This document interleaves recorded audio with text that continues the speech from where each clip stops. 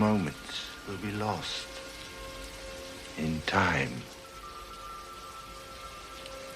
Like tears in Heaven, a gateway, a hope. Just like a feeling I need, it's no joke. And though it hurts me to see you this way, betrayed by words I've never heard, too hard to say.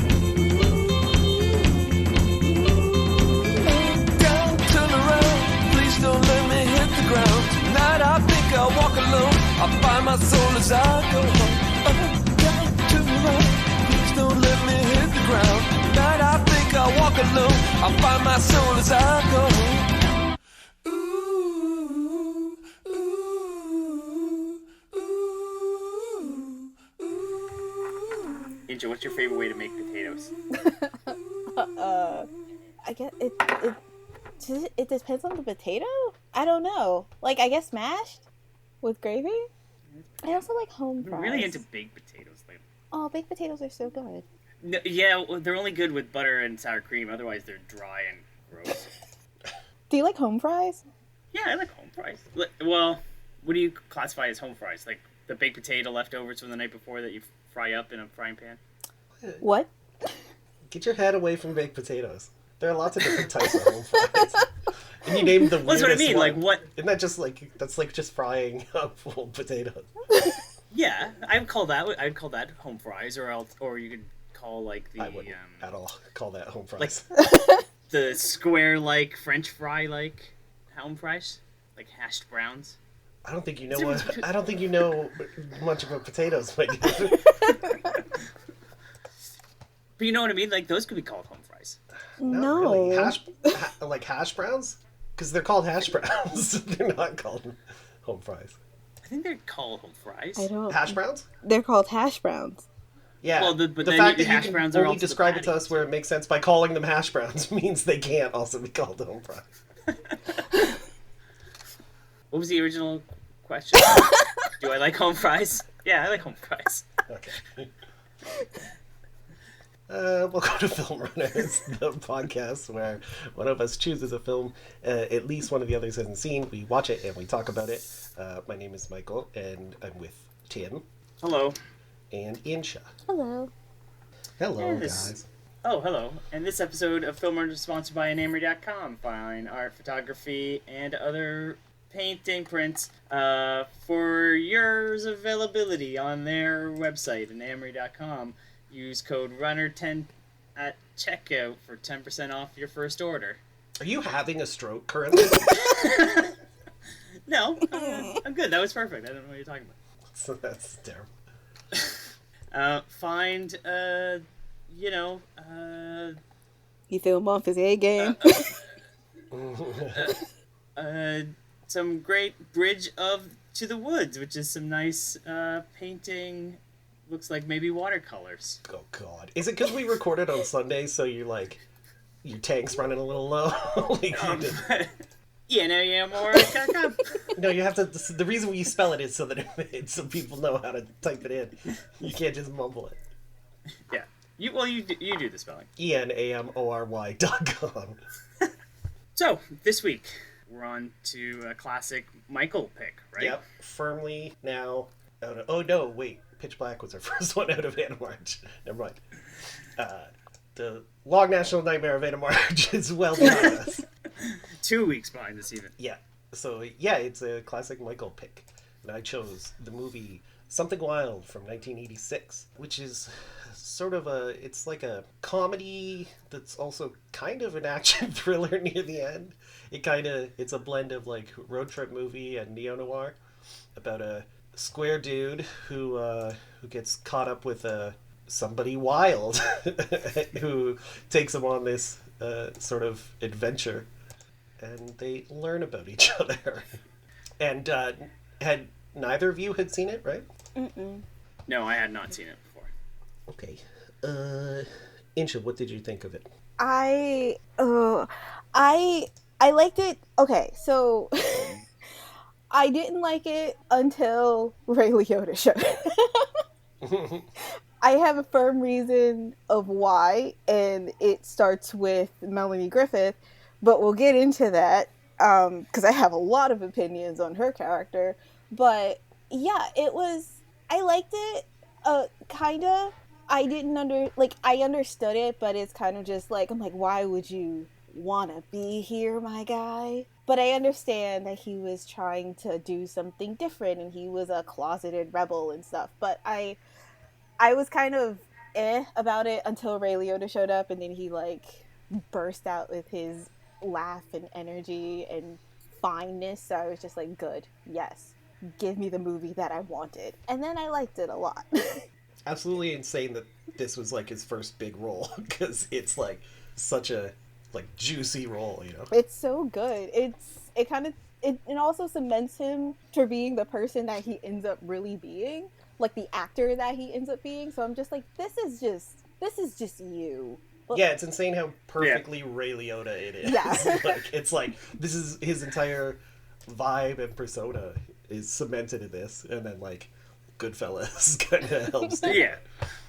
Well, you gotta think, like, he even in this movie he was doing like that Ray Liotta laugh, like that really open mouth cackle, exaggerated laugh.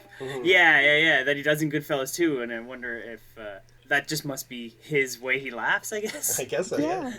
But he's so good at giving like a really big, intense smile while his eyes are just like staring daggers, and it's so off-putting. Yep. Yeah. Tim, what were your thoughts? Yeah, kind of like Incha, I didn't really have much opinion on it for the first little bit anyway. But then it really caught on, and I ended up really, really liking this movie. I wrote down that I never knew where it was going, but I liked like the ride we were on. Like I just didn't know what, like I couldn't figure out where everything was leading to, which I thought was kind of a good thing that this did. And yeah, when Ray Liotta shows up, that's really good, and it does turn into some sort of thriller movie. And really almost like a horror scene near the end, which was kind of... Very much so, yeah. Like the final confrontation with Ray is legitimately horrifying, and like it's like a straight up thriller by the end of it. And it's cool that I agree with what you're saying, Tim, in that it does meander a lot for the first half before, like, basically the actual, what you would call the plot and not the story, I guess, doesn't kick off until Ray Liotta shows up like halfway through, and then it becomes about him being jealous and wanting Lulu, and that's like the only plot in the film. Whereas early on, it's just you're hanging out on this road trip with Jeff Daniels' Charlie and Melanie Griffith's Lulu. But I really liked them, so I didn't care, you know? I liked spending time with them. Yeah, there was something like charming about their relationship that goes on. It's, throughout the first half, right? Yeah, and it's enough, like, I think they do a good job of unfolding what they're actually like in a...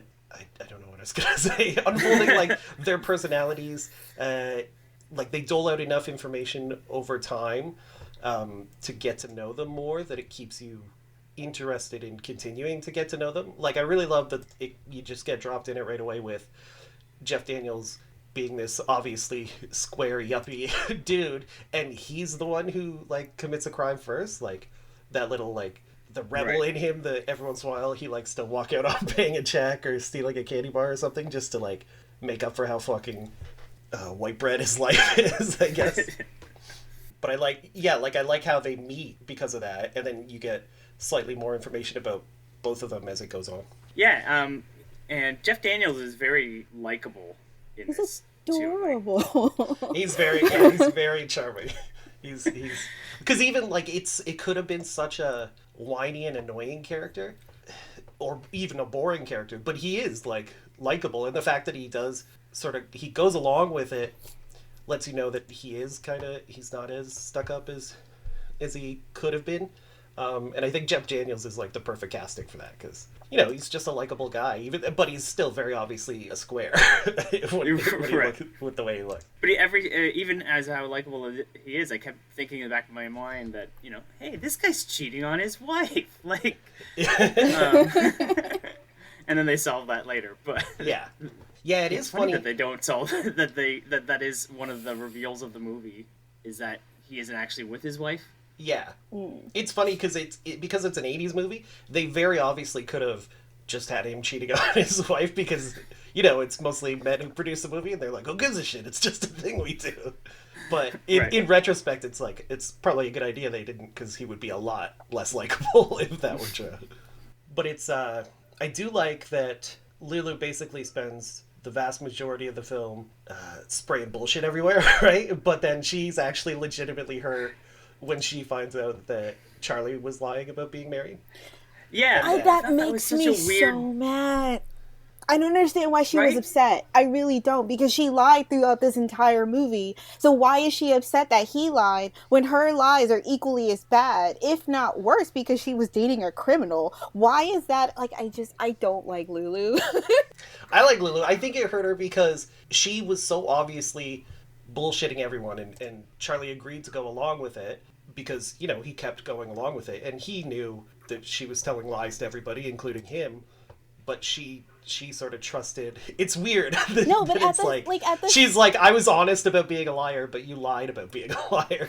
But, like, then she didn't really, like, that's the thing, too. Like, even in the beginning, when they're, like, first driving around and she sees, like, the picture of his kids, like, she asked him straight up, like, do you have a wife and kids? And, like, he says yes, obviously. But then, like, there's no follow-up because, like, all she's thinking about is, like, her agenda from then on out. So, like, her being upset that, like, he was a liar is just, like, he could, like, you never asked. Like, you didn't ask, like, any more additional information about this and try to, like... Well, to be fair... Well, in her defense, he did pretend to call her and talk to her on the phone and say that he'd be away all weekend, right? Yeah. Hi, honey. I know it's real short notice, but I've been called away on business. Yeah, I've got a meeting tonight in Philadelphia. Yeah, well, you know, what are you gonna do? So, I should be home tomorrow evening, for sure. Or, you know, maybe tomorrow morning. Could be even later tonight. Depending on, you know, it's just depending. So, love you too, and goodbye. Like, I don't know if I'm not sure what follow-up question she could have asked other than, are you sure you're married? Like, I would take him at his word once he said he was, showed me his kids, and then faked a phone call in front of me. I would believe him. I wouldn't. Like, But I think part of the reason why she's upset, too, is that she wanted to...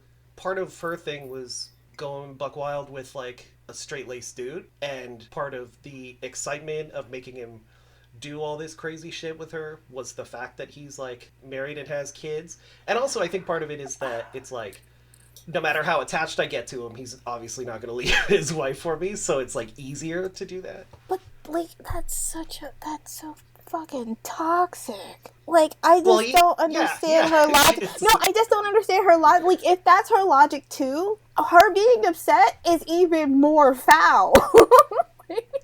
Like, I just don't understand, at the end of the day, why she was so upset with him. Because I'm just like, none of this is equal. You kind of took advantage of him in a really weird situation. Like, he went along with it, obviously. I'm not, like, trying to fault her, but I kind of do. Because, like, she kind of took him out of, like, she plucked him out of nowhere. It was just like, hey, let's go. And then completely almost dismantled his entire existence with just, like, 2 days. And I'm just like, why is that okay? Again, he went along with it. I'm not saying that, like, he's perfect, but, like, she kind of sucks. Like, no, she's great. No, I think she sucks. No, I think it's that, like, I mean, she used to be married to Ray, who's a fucking psycho. And I think part of her personality is protecting herself from that kind of thing happening again. But then that's So, like like, you using the next person to the next person to the next person to follow up your own agenda until that person gets themselves killed because Ray gets out of jail. It's like, she's so toxic. I hate her. She's like toxic manic pixie dream girl of like the 80s, and I can't do it. I hated her this entire movie. I'm like, you should just go away.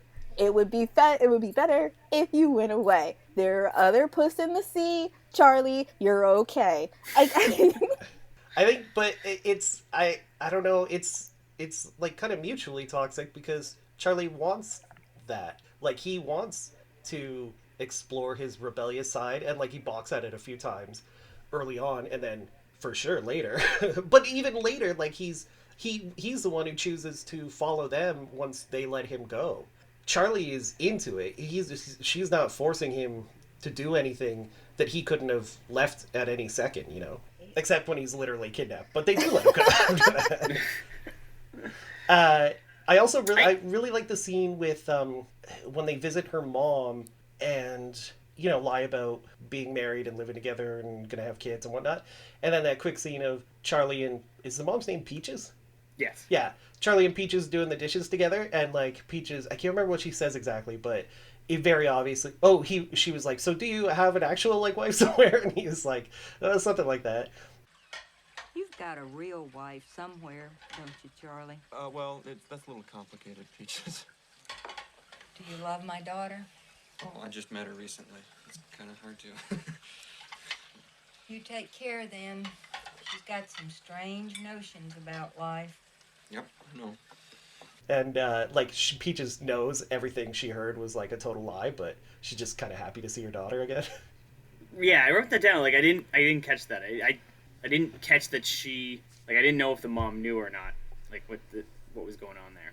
Yeah, there are a couple things there are a couple things she says where it's obvious, or not obvious because it is sort of a little coded, but where it's like she knows that they basically have just met and that everything her daughter said was bullshit. I also thought it worked really well where the movie kind of splits. I mean, straight up the scene where we're introduced to Ray is insanely good when they're like, you get that adorable scene of Charlie and Lulu dancing, and it's really likable, and like I'm like, I get lost in just vibing with how cute they are together, and then the lights on the dance floor sort of dim to blue, and then just Ray Liotta's fucking sharp face comes into the frame, and it's like, oh god.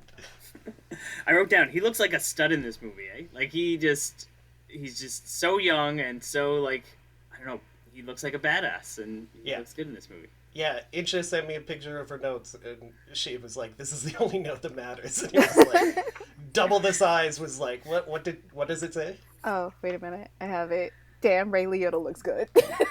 Yeah, right? It's very true.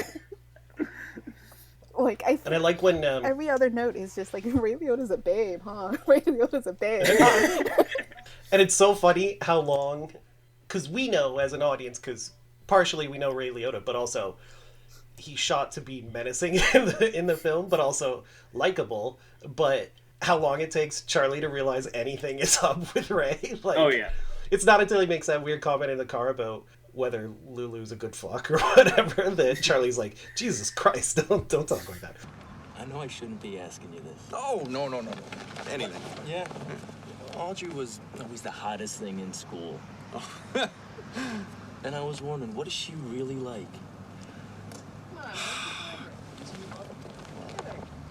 What a gal, Ray. I mean, what a gal. She's impulsive and she imagination that just... No. Quit. I mean in bed. Oh, this... What am I doing? Oh, God. Well, she's Come on, Charlie, you gotta admit, she looks like she could fuck you right in half. I mean, just fuck you to pieces. Ray, there's no call for that kind of talk.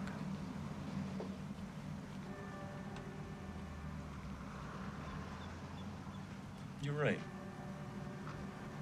You're right. I understand. Sorry, Charlie. Sorry, Charlie. Come on. Friends? Oh, yeah. Okay. I'm gonna go get me some smokes. I'll be right back. You're a good guy, Charlie. I don't care what they say. But the entire time he's like, yeah, let's grab some beer, let's hang out, right? Like, he loves spending time with this cool guy. Except for at the end, how old was that pool girl? Do you think? Oh yeah, she was a teenager for sure. Like, I don't know how old he I was would supposed say- to be in this, but probably like 30. I think 28 or 29 because he was at the reunion, right? It was the 10-year reunion. Oh yeah, that's right. Yeah. But I would say 16 if we're lucky. I mean, I don't know how old the actress was, but the character for sure was supposed to be a teenager. Oh yeah. Because he even tells her at the end, like, I thought he was leaving her in that hotel room when he's like, when she's there and he's like looking for that book to like track down Lulu. And he's like telling her, oh, of course, I'll be back, blah, blah. And then at the end, he's like, now go home, go home. And I was like, oh, yeah, her parents are probably wondering what's up. What, talk about no privacy in the 80s, right? With, like, you can just call some people and get, like, they have a book of addresses of everybody who went to school. And then when you call the operator, he'll just give you the address for somebody's house. That is a real, like, phone books existed that had, like, addresses in them, too. And you could call 411 to get info on people. It's fucking bonkers to see that, though. Like, it's so weird. I mean, not that things are any better, because we all literally walk around with tracking devices in our pockets now. Right. But a stranger, it would take a lot more effort for a stranger to find where you lived. Whereas, if a stranger knew your name back then, they could pretty easily find you, I'm pretty sure. Although, I liked her apartment at the end. I was going to say, not so easily, because it takes, in the Terminator, it takes him a few Sarah Connors before he tries to kill the right one. Oh yeah, that's true. Yeah. Yeah, her apartment. I liked her apartment at the end, though, right? Yeah, it was neat. Also, there was a weird part. So when he breaks in, when Ray, after Charlie rescues Lulu back from Ray, and they're sort of on the run together, Ray breaks into her apartment, and they're not there, so he calls to find out Charlie's address, and he's like kneeling on the bed, and he gets the address, and he repeats it a couple times like he has to remember it. But I was looking around the apartment, and I was like, I'm sure you could find a piece of paper. Like, why would you risk just trying to memorize it instead of writing it down? How embarrassing would it be if Ray had to call back and be like, I forgot. I forgot what it was. I know you told me that I had to have a paper handy, but... I lied, okay? I'm a fuck up. I just made out with a teenager. What do you want from me? I'm a scumbag. I liked all the weird, not weird, but like interesting background characters like that, the teenager that's smitten with Ray. And, oh god, what was his Nelson name? from the gas Nelson. station. Oh, So much. Nelson was the greatest character. That was my favorite scene of all time. when Charlie just takes his pants off to put the new shorts on, and he's like, Charlie, attempt to be cool. Yeah. All right, Charlie, that's $13.50. Oh, thanks, Nelson. Put it right on there. And I put a soda on there, too. You got it. And let's put a road map on there. Hey, anything you want, Charlie. Excuse me, Jordan. Thank you. Hey, that shirt there, what happened? What? The shirt. Oh, it's, I'm prone to nosebleeds, so, yeah, let's, tell you what, let's put a shirt on there, Put a too, shirt all right? there. Okay? And, how about a hat? You got it. Okay. Right here for you. And, do you have any trousers? Trousers? No trousers. How about some shorts? Shorts? Yeah. Put, let's go with some shorts. How How about a about large, right? Large? Yeah. Yeah, large. Yeah. Right here. Sounds good. Okay. Fix me up. How about some socks? Socks? Yeah, put some socks on All the, right. There you go. sounds good.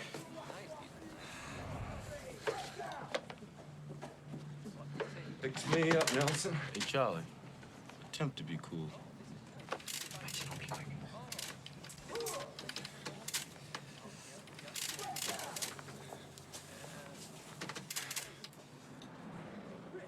Hey, you some kind of spy, Charlie? Shh, Nelson. Okay. Okay, all right, that sounds good. Sunglasses, I need sunglasses. Nah, keep them. You're beautiful. Okay, all right. And then when he's like, should I get about more the sunglasses? Yeah, and he's like, no, keep them. You're beautiful. That entire scene is just so good.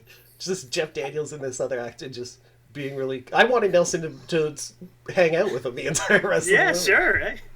But you're right. There are, like, I wrote that down, that there are a lot of good minor characters. Like, John Waters shows up at one point for no reason.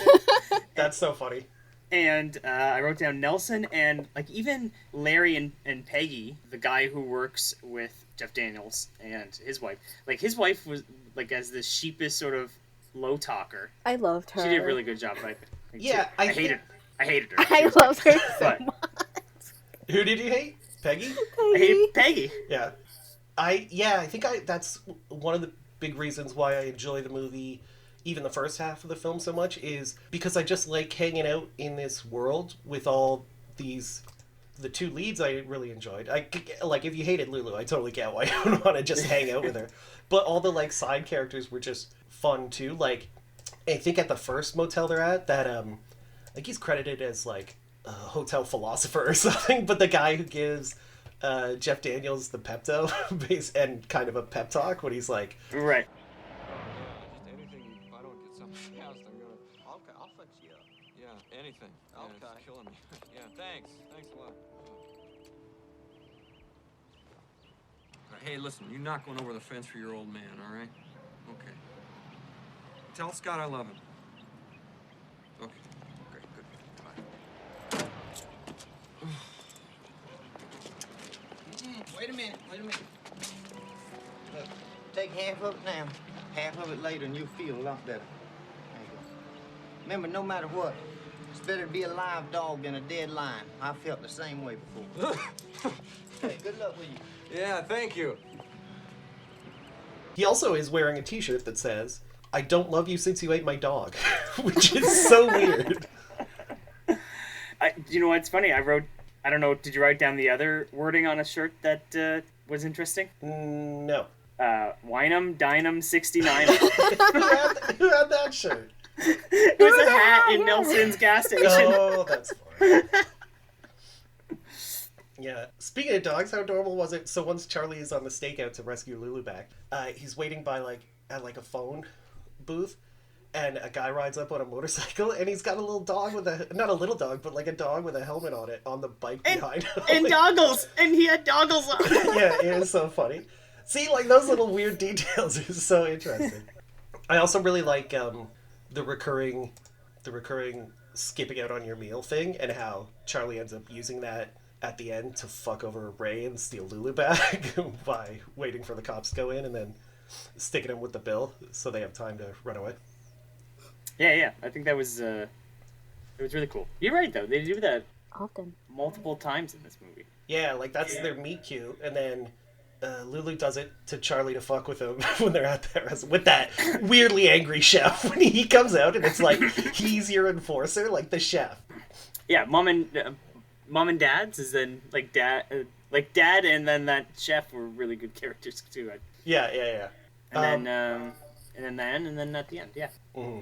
It is very funny. Like, I think it's well written because it uses those a lot, and not a lot where it's annoying, but like where they do a good job of setting stuff up that gets paid off later. Like even that, like we said, how weird that book of the people who wouldn't be making it and where they live. So I assume it's the line of dialogue that they put in there was very obvious to set up that that's how Ray's going to find her later.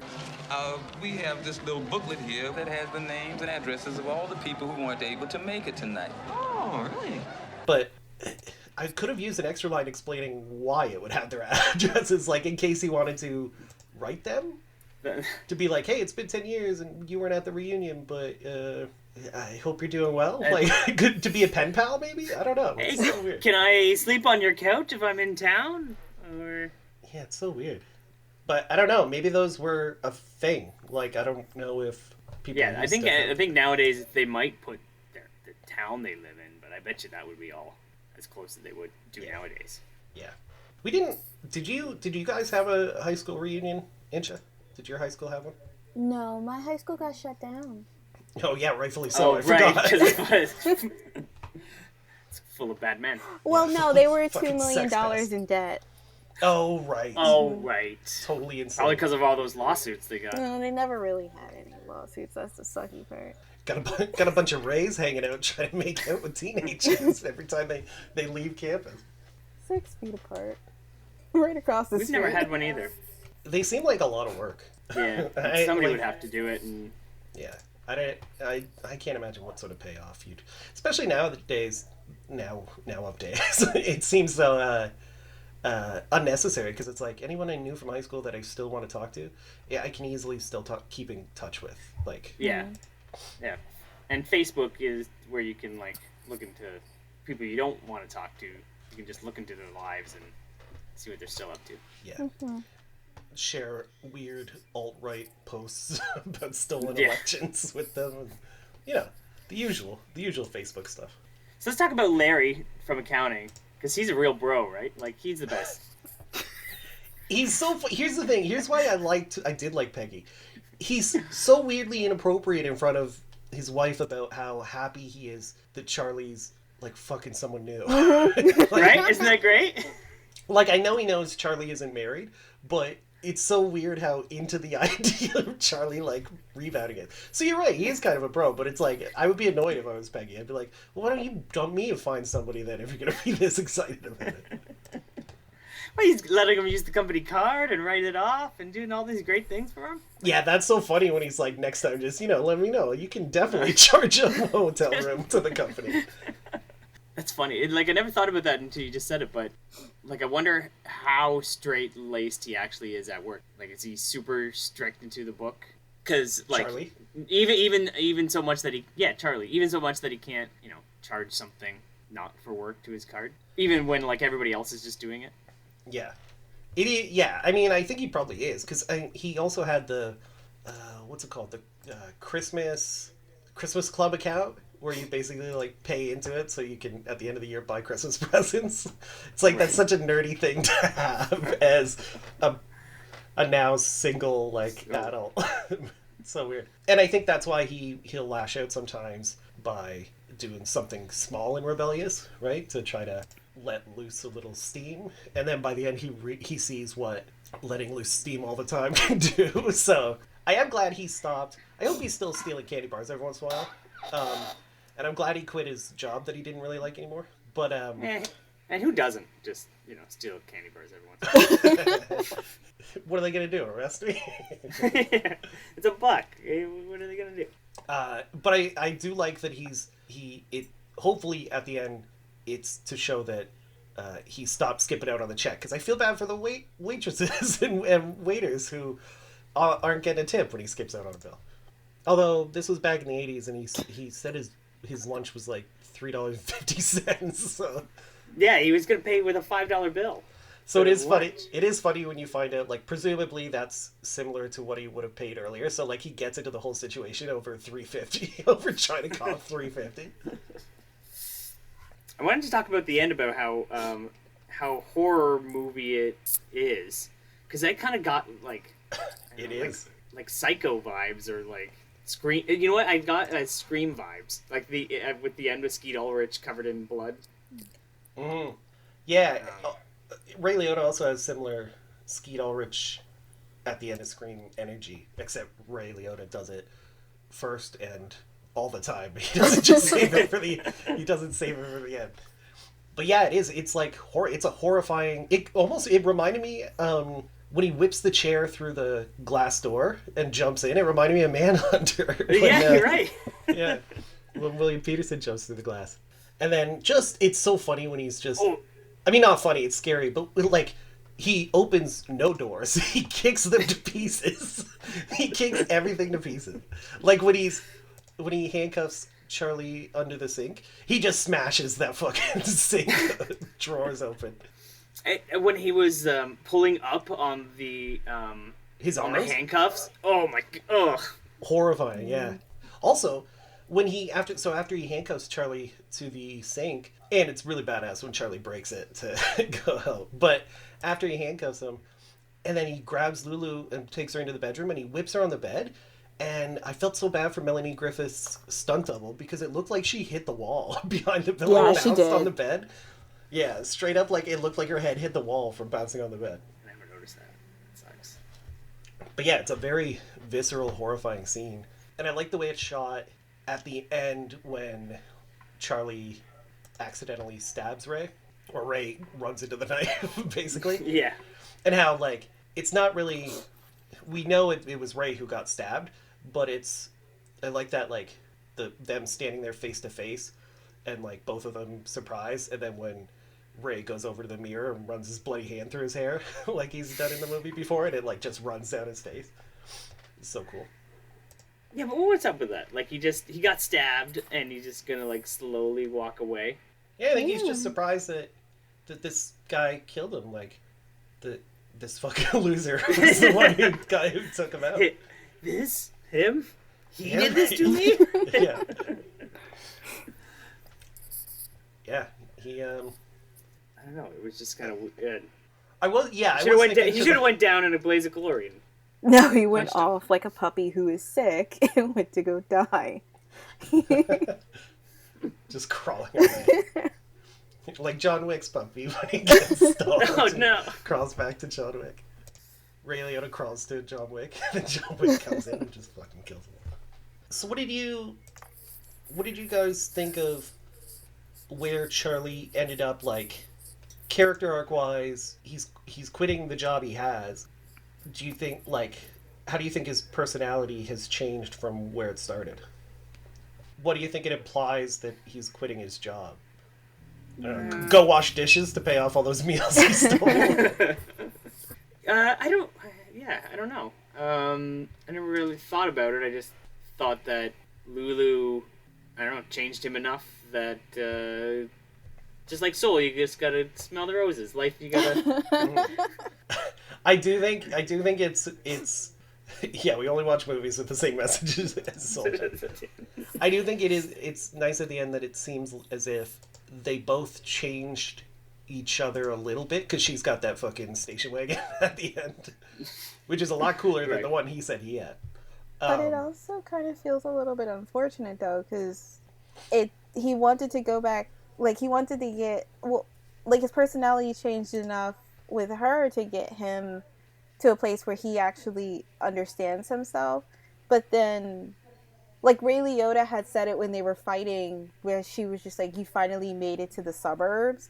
So it feels like she kind of wants to have a family and drag him back into suburban life, but still have fun, obviously. But it's kind of just like, well, that's unfortunate. You went through all of this stuff, and then, like, now you're going to have a house and probably 2 kids and start all over in that kind of process again. Yeah, I think they both of them, like, changed enough to sort of blunt the worst aspects of them. And really, I mean, the worst aspects of Charlie is that he's a fucking banker or whatever the fuck he is. So, I think he was a stockbroker. Something like that. Something boring. But yeah. But I think Lulu changed too, but not so much that she won't pull a gag like taking that money so that he got yelled at by the waitress. So I think it's supposed to be implied, like, maybe if they're both muted down about 20% from where they were, then they might work a little better. And I don't know if it's necessarily supposed to show that Lulu is like, oh, I want to have the exact same life you used to have, so much as she's willing to, like, cut the bullshit a little more.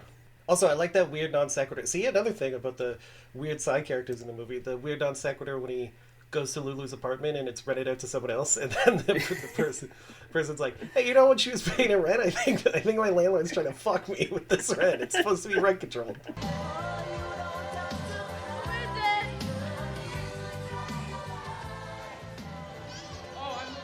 I'm looking for the woman in 3F. Lulu is her name, or Audrey? I'm in 3F. You must want the girl that moved out. Did you talk to her? I mean, did she say where she was going, or forwarding address, or anything? No, I moved in. It was empty. Okay, thanks. Hey! Yeah? Do you know what her rent was? Her rent? Yeah, this building is supposed to be rent stabilized, but I think the landlord is screwing me. Yeah, well, it wouldn't surprise me.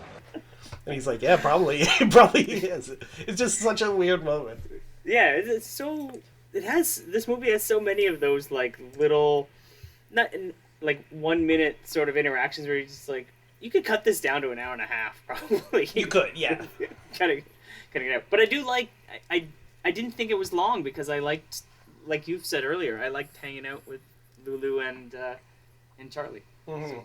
I could see, like, if you bounced off of them, it being more of a slog, but I think it helps that we get to hang out with those characters, and I like them.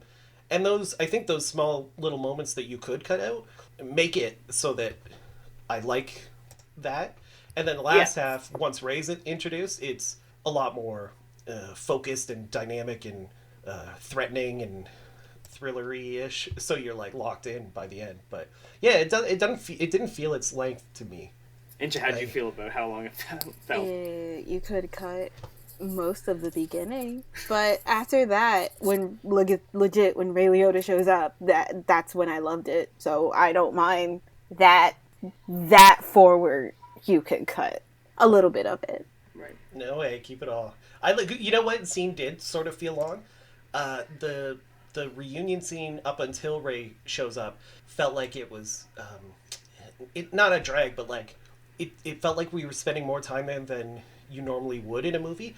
But then it also gave me the real vibe of like of a party like that, like a wedding or a reunion or something. Like there's just a lot of hanging out during the night while music plays and like talking to people and just that's why what I wrote down is that like I didn't know where this movie was going. Like they're just hanging out at a reunion. It's like, okay, where's the conflict? Where's the what is happening? And then we got it with Ray Liotta, but Ray Liotta, as we call it. Yeah, then Ray swims into the movie like a sexy shark. What do you guys feel about her hair change? I like both. I hated both. And I thought she looked cute at the dance with the little tiny Uncle Sam hat. The tiny little. I don't know which did you prefer? I like the black bob, which is almost obviously a wig. Like it's got to be a wig. Oh yeah, absolutely. I liked her robot shaped like tape player or whatever, tape deck thing. Yeah, that was neat. And But I guess what do you think? Why do you think they had to do that change in the middle with her character? I didn't get why the movie did that.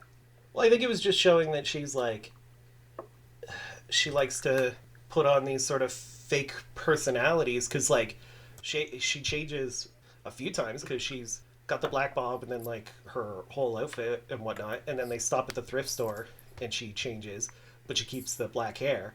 And then it isn't until they're at her mother's before they go to the dance that she loses the wig too. So I think it's just trying on different personalities and lives because she fucking doesn't like her because she spent a long time married to a fucking awful person. I think it was just an easy visual representation of the way she lies. Like, not only does she keep saying like, oh, we're married and I'm expecting, or we've been married forever and have 2 kids or whatever, she's also visually lying to people a lot. All right. Yeah, I think Nelson's still my favorite character of the movie. I also forgot about the guy at the beginning with a liquor store that has the humongous pipe. Oh, yeah. Like another great character. He is, and I like that brief glimpse of him on the news when he's talking about getting robbed, and he lies, and it's like, and I think she had a small pistol on me. Yeah, she was definitely armed. Yeah, that was another really fun character too.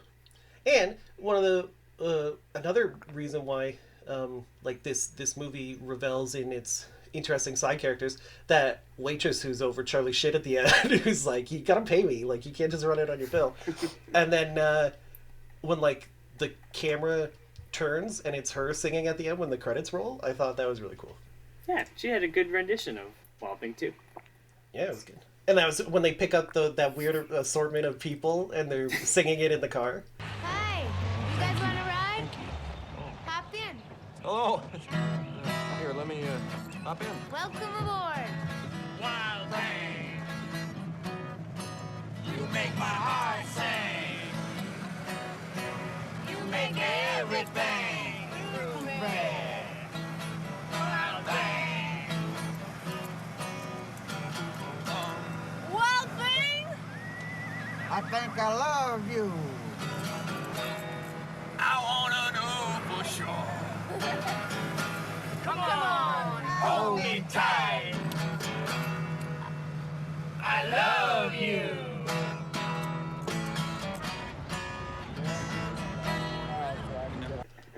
Yeah. Yeah. I don't know. I think it's that's what's fun about road trip movies are those moments. Whether it's got a meandering story or not. So I'm glad it had a whole bunch of them because it kept me interested.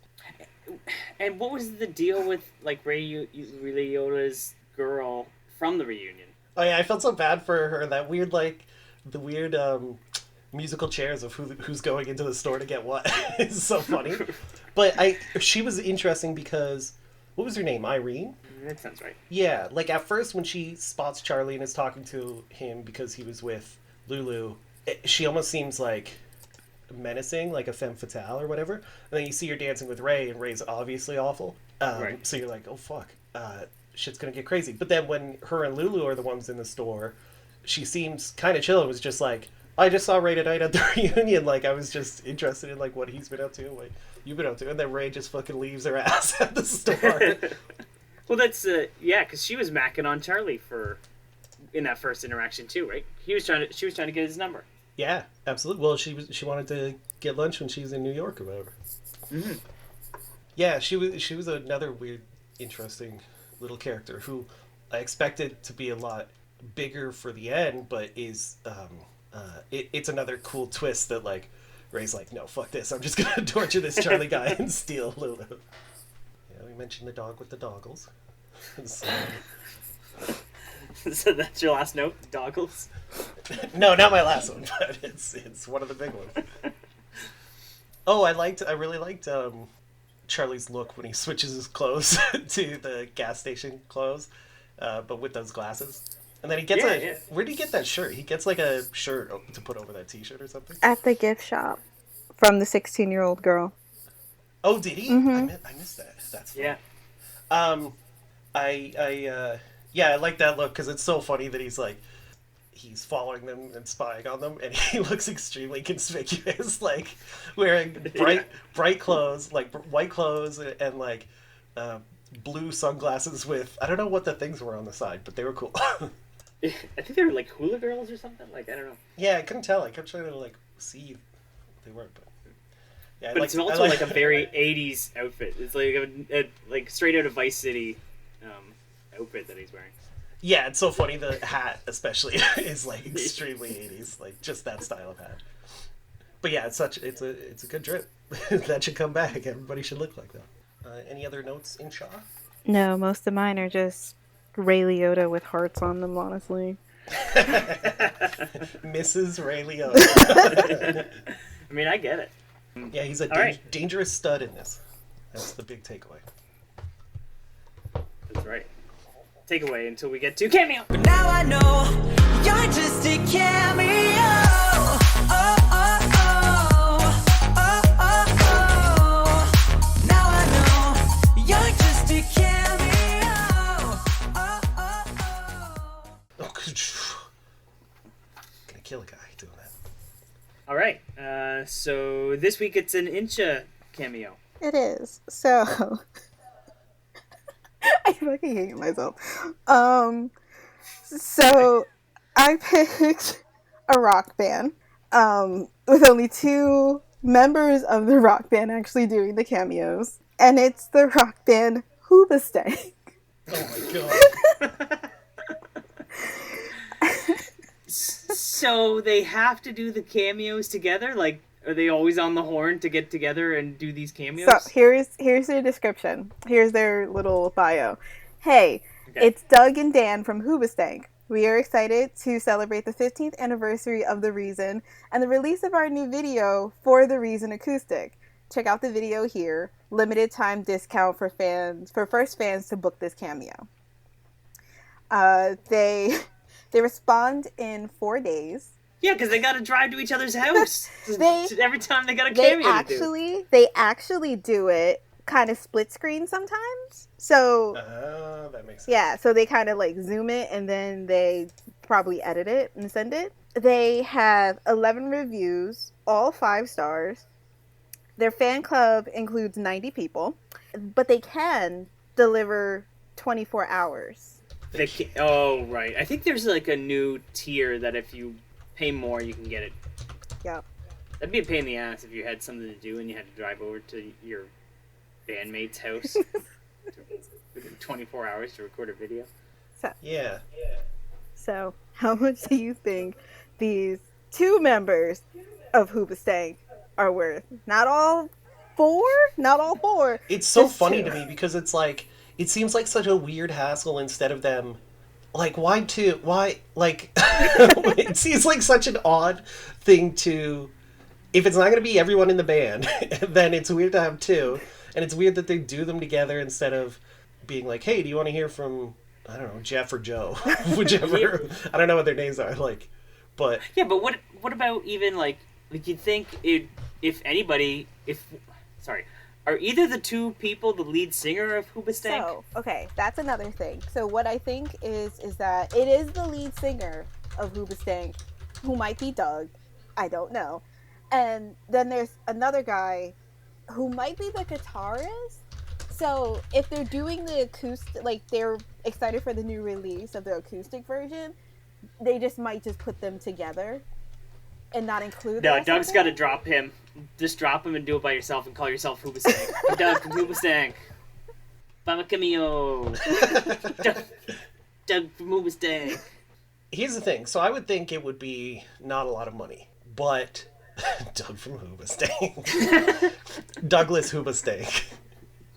Oh Right? shit, actually, you know what? They are together in the video. Never mind. Did they? Maybe they live together. But aren't they like 40 something? How old is Doug Hoobastank? I'll check. Doug from Hoobastank. So I'm Doug Hooba and this is my buddy Carl Stank. Let's So come by Doug our from cameo. Hoobastank is 46 years old. yeah, so I don't think he lives with his band. And Dan from Hoobastank is 44 years old. Spring Chicken Dan. So I gotta guess higher than what I would actually think because I feel like because there's 2 of them, they split it, right? so I'm gonna guess $200. Okay. Oh, that's way too high. Way too high. Way too high. You're right. They probably charge a premium because there's 2 of them, but I don't think there's just the market for $200 for Hoobastank. Like, did they? Like, I know The Reason. Do they have any other song beside that one? Yeah. They have a whole album, but you only Yeah, I was gonna say only they know can the just reason. release that one song. I mean, yeah, not songs any of us would know, but yeah, they have other songs. Right. I assume I assume you would know their other songs if you're getting a fucking cameo from Doug Hoobastank. No. No. No, you would get. Who knows other Hoobastank songs? A person who would want a cameo from Doug and what was his name? Dan. Dave? Dan? Dan. From Doug and Dan Hoobastank. They're brothers, that's why they live together. They're brothers, Doug and Dan Hoobastank. I'm going down to $75. Okay, is you guys' final answer? You think they're splitting $32.50 each a cameo? You're right. It'd be. All right, I'm gonna hunt. Oh wait, $37.50. You said 75. Yeah, I'll go with 100 then. But that's so high. No, that's too high. Like $50 is too low. $100 is way too high. Maybe I should say $60. $30 each. A cool $30. Less than your first guess was 75, and you're going less. A cool $30 each. $30 each. It'll pay for some groceries this week. Remember, it's your turn to pick up the vegetable oil. In my head, they do a lot of frying stuff. What else they got going on? They're not making music. I mean, they have You the don't know release that, of their though. new video for the Reason acoustic. It's the same song. It is. That does put my argument to shame. That maybe they do only have one song. Is that you guys' final answer? 6,200? Yes. Yeah. Tim? Okay. Yes. You both are wrong. It is $299. No. So they're splitting 198.45. No, like 149, 198. Or Didn't you say it's 299? Oh yeah, $300. 149. Or obviously you can split it in 4 payments of $75. Just stupid. How many reviews do they have? They have 11. All Yeah. all That 5 sounds about stars. right. Well, yeah, if you're dumb enough to pay Hoobastank $300 for a cameo, you're gonna be like, yeah, this is perfect. I wouldn't pay $300 for Hoobastank to sing at my wedding. Why would I want him to like do a 5-minute video? Well, you wouldn't. But a Hoobastank fan. This guy bought it for his girlfriend. Oh no, it's for his late daughter. Shit. Oh, can we not read that one? Oh my gosh, I received this personalized video of quote unquote the reason today in honor of my late daughter Sabrina. It is so much more than I expected, so beautiful. I shared it with family members tonight and they were emotionally overwhelmed. Thank you so much to Doug and Dan for doing this for my baby girl. I'm forever grateful. Love and peace. But okay, well, you just ruined it. That's why I said don't read it, because now I don't want to make fun of Doug and Dan anymore. Because that's very nice. Well, apparently they have this other one, and I kind of laughed at the last line. Amazing. Thank you. My daughter G says, I cannot express in words how much you singing The Reason means to me. It's the equivalent of having your favorite band call you on stage during a concert to sing your favorite song. Thank you so much. I will cherish this video forever, and Valentino says hi. By the way, DJ stands for Dr. Jekyll. What? Who's Valentino? That sounds like a threat. Oh, by the way, Valentino says hi. Both of these reviews have talked about... Is the cameo just them singing The Reason? No. Because that's two that they have mentioned that they have sung The Reason in the cameo. I think you can get it. Like, if you request it, you can get it. Because some of them do have it, but then others are just like, hey, we're Dan and Doug from Hoobastank. Thank you. Dan and Doug Hoobastank. They also do a lot of daughters like Hoobastank. Like, I think it's that one song. I don't think he got it to honor her because they were their favorite band. I think it's because the reason is you. No. But then the second one was for his daughter too, right? It was for his niece G. Oh. It still sounds like a young girl. Do girls these days listen to Hoobastank a lot? Because I didn't when... Hoobastank had gotten a real, comeback in the pre-teen girl demographic. I guess they are classic rock. I think all of these are about death. Oh, that thanks. I played this at my wife's funeral, and I played this when I buried my dead pet turtle, and I played this when my car broke down. I thought this was oh god. What you could probably get that who was that? Oh, it's Vitamin C. We could probably get Vitamin C to do that graduation song at everybody's graduation, right? Oh my god, is Vitamin C on? No, she's not. I like her. She's too good for it. She's busy trying to get a sequel to Get Over It off the ground. she's like, I got my performance. She isn't on Cameo because I looked her up when I for that episode, and I found Cisco instead. Yeah, I'm gonna say that's a big fat not worth it. That's a big cameo, easy cameo. Man, that's a huge cameo. Get out of here, Hoobastank. I mean, no, it's not good for anybody. But I mean, it sounds like it's a lot of out of touch people who are like, what are teenage girls like these days? Hoobastank. Couldn't be more. Nobody has to like Hoobastank, no. Right? Nobody likes Hoobastank. No one has to. It's not. It's kind of like... It's not illegal to. Oh, what's that other band equivalent to Hoobastank that kind of fucked up? Yellow Card. Chumbawamba? Yellow Card. Yellow Card. Is that Ocean Avenue? Is that? Yeah, what's that? Yeah. I remember Yellow Card. Remember, Puddle of Mud? What a terrible band name. Puddle of Mud. Yeah. Oh man, is Creed on Cameo? Oh, Scott Stapp has to be on Cameo. There's no way he isn't. Although, wasn't he recently homeless? The guy from Creed? Yeah. Come on, if the guy from Creed is homeless, then the guy from Hoobastank has to be homeless. Yeah, none of them, Doug or Dan Hoobastank, none of them made a sex tape with Colin Farrell. So, if Scott Stapp can't rake in the money on Cameo, then they don't deserve it. Guess how much he is, though? Scott Stapp? Yeah. 1,000. I don't know. $25. I was gonna say it's either gonna be ridiculously big or ridiculously small, so I'm going 1,000. It's $299. Same price. Do they have the same manager? A Grammy Award-winning singer-songwriter, #Creed, #solo artist, little horn emoji with the fingers, and a note. 24 hours. Horn emoji with a note. You mean the little devil? Yeah, like the purple little, devil? you know, satanic symbol thing that Ozzy Osbourne usually does. I don't know. The thing. Like the rock on horns. Okay. Yeah. He usually responds in pay... 21 hours, so that's nice. Well, yeah, what else is he going to do?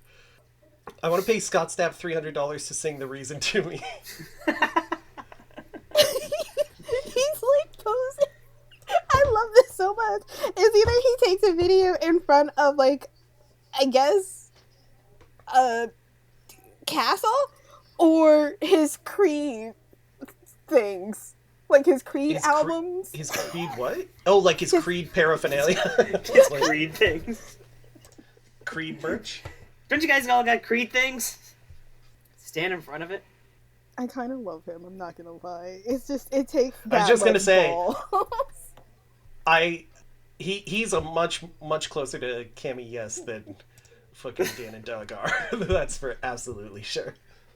All right, did you say whether this was a cameo or not? Oh no, absolutely not. No to both. Actually, you know what? Maybe to Scott. Fuck you, Doug and Dan. Yeah, maybe Scott. Fuck you, Doug and Dan. The only thing I remember about Hoobastank is there was a bit from the league where Raffi says, I'm going to put $7 worth of Hoobastank in the jukebox and I'll be right back.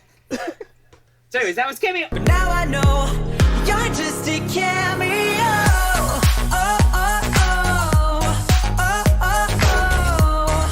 Now I know you're just a cameo.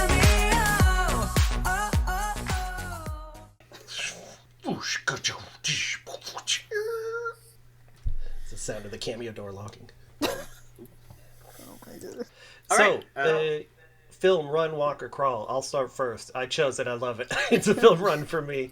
I think all the actors are really good and charming. Ray Liotta steals the show once he shows up, and the second half is an example of a movie switching tones, largely switching tones, and pulling it off and making it feel earned. So it's a film run for me.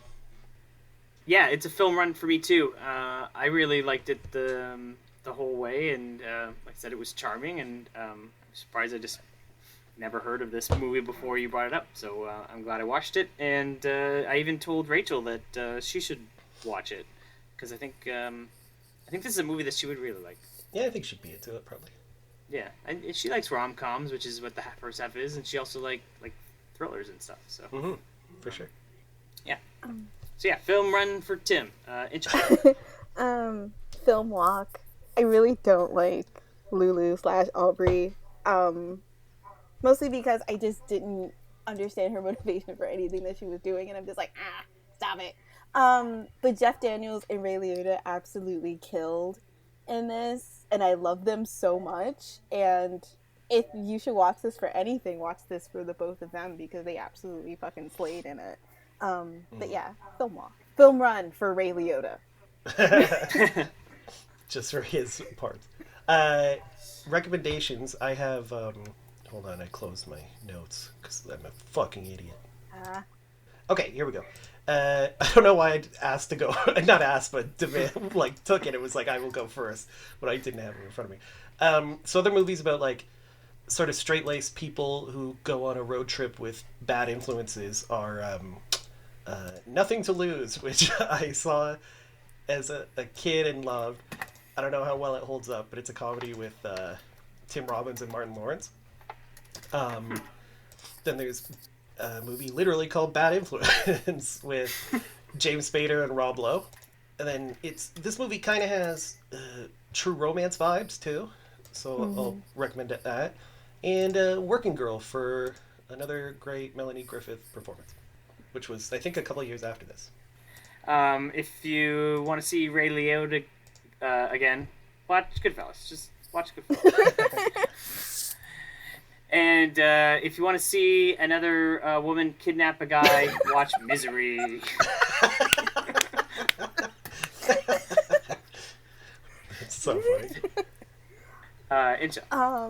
If you want to see toxic couples that you will absolutely root for, Wild at Heart, True Romance, Heathers, Natural Born Killers, and Moonstruck. Mm-hmm. All great recommendations, guys. I still really want to watch True Romance.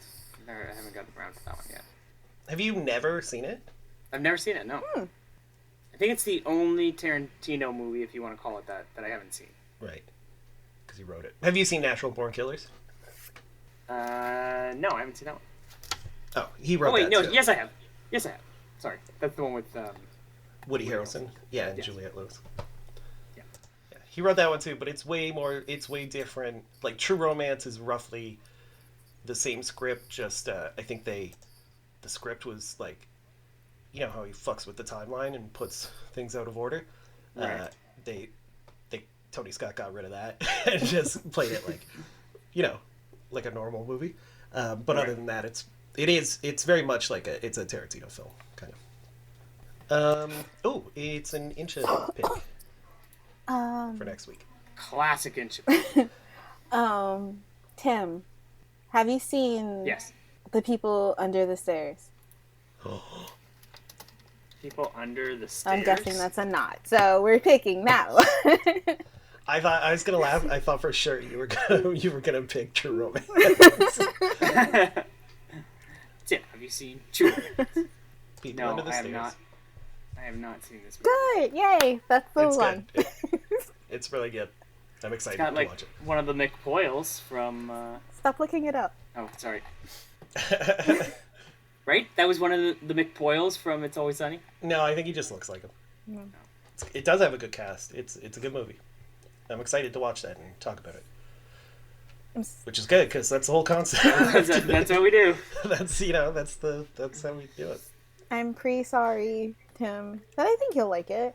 I think you'll like it. Yeah, weirdly, I was like, no, I think he'll be, I don't know whether he'll like it, but he's not going to be turned off by it being a horror movie. I mean, there's like one part that I think might be like, what the fuck is happening? But you'll be good, Tim. I'm really excited for you. You can do it, buddy. Now I'm kind of worried. No, when she suggested it, it didn't even cross my mind that you'd be like turned off by it. It's almost more like fantasy than horror even. Because it's more like a fairy tale or something. You know what? Go go ahead. I was just gonna say we forgot to talk about remember that Oscars where Dakota Johnson brought her mom Melanie Griffith to the Oscars and they asked her if she watched 50 Shades of Grey. Yeah, and then they had that weird back and forth that was so loaded. It was so weirdly catty. And it's like, you guys are being televised nationally right now. Right. She said something about I wouldn't want my mom to watch a dirty movie like this or something like that. And I think that's what started it off. Yeah, but it was really awkward. It was like a real catty back and forth that a person would have with their parent in the kitchen, you were just annoyed that day or whatever. Yeah. But it was televised from the red carpet of the Oscars. So funny.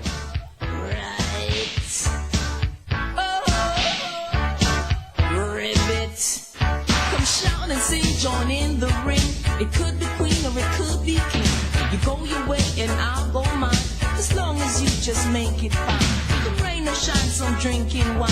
Some even dressed like Frankenstein. Give up your waist, your body line. But just you do it right on time. A wild thing. It is a wild thing.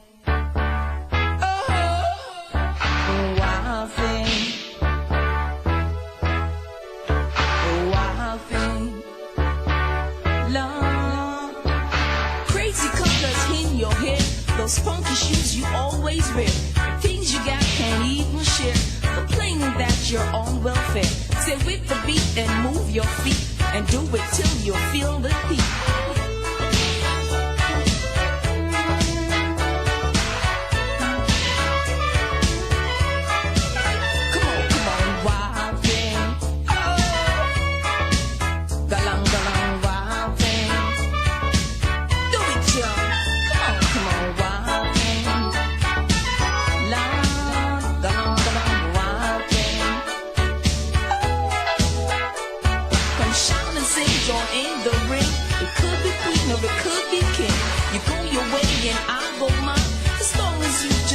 it fine. Come rain or shine, some drinking wine. Some even dressed like Frankenstein. And move up your waist and your body line. Just as long as you do it right on time. Wild thing. Now, come on, wild thing. Come on, wild thing. Right on. Wild thing. Wild thing. Yeah, man. This is a wild thing. This is a wild thing. Do your own thing. Right? This is a wild thing.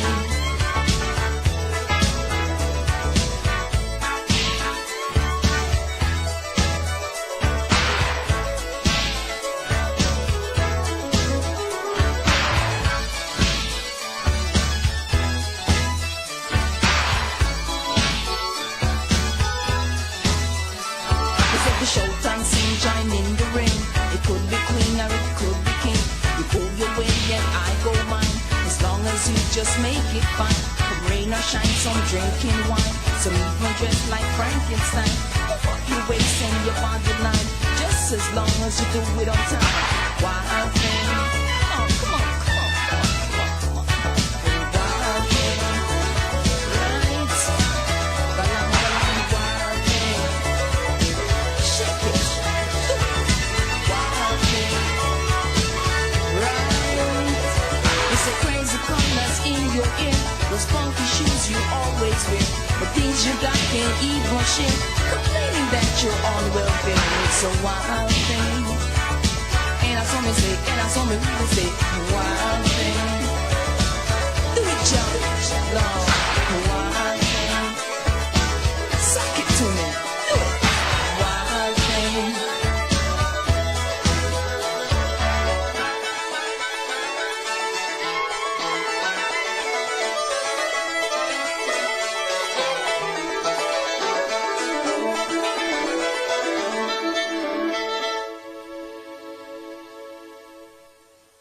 How do you feel, Mom? You're a little girl, all grown up, a movie star in her own right, and now at the Oscars.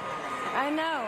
I don't want to say I'm so proud. I've said it so many times. It seems like it's not enough, but I am so proud. Your first monster role, Anastasia in 50 Shades of Grey, has done so well at the box office. Yeah. Feels like everybody has seen it. Have you? No. No. Not, Maybe. What do you, do you have Maybe say? one day.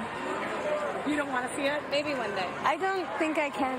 Yeah. I think it would be strange. No, I don't think so. I think it's fine. I think that one day you can see it. Yeah. I think so. And I'll just tell you, until you see it, she's really good. And yeah, there are those scenes, but she's also just a really good. Well, she's a really good actress. I don't need to see that to know how good she is. You know? All right. You don't have to see it. I'm like, you can see it, and you're just like, no. Because she doesn't want, I mean, there is that red room.